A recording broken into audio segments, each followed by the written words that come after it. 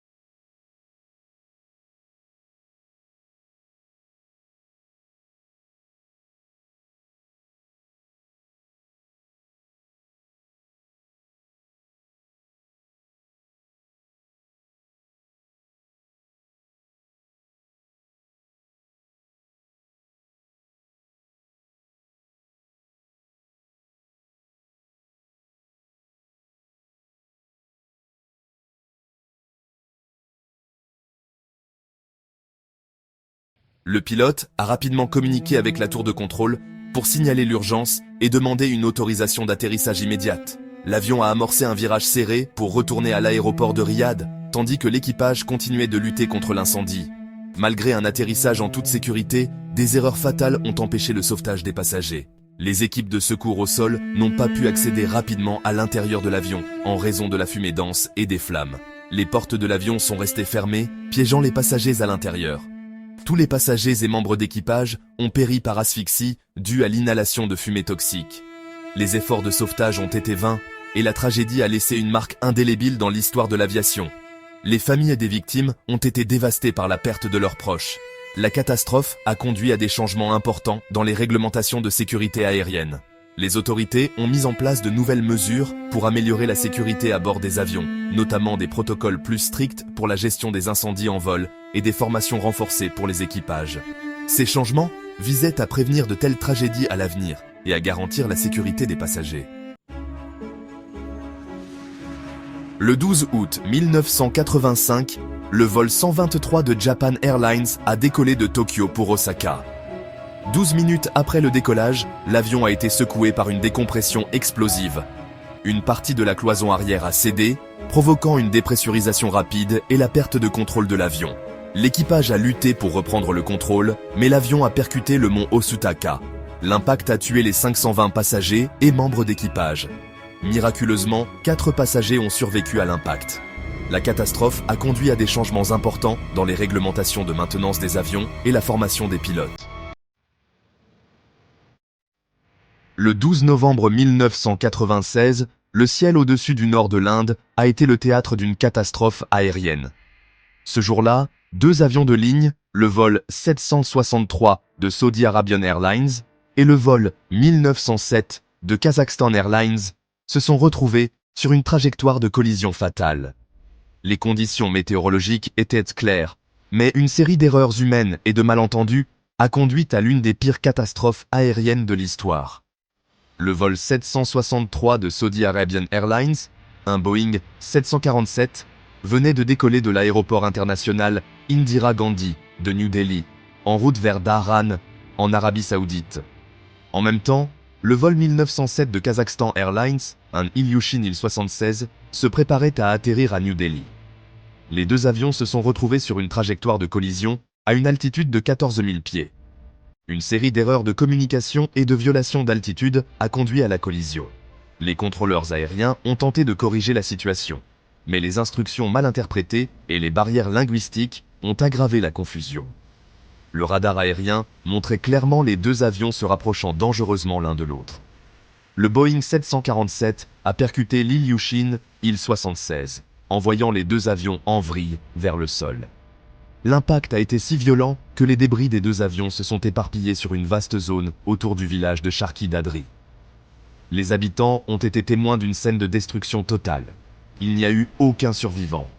Les équipes de secours ont rapidement été dépêchées sur les lieux, mais elles n'ont trouvé que des débris et des corps. La catastrophe a coûté la vie à 349 personnes, faisant de cet accident l'un des plus meurtriers de l'histoire de l'aviation. La catastrophe a coûté la vie à 349 personnes.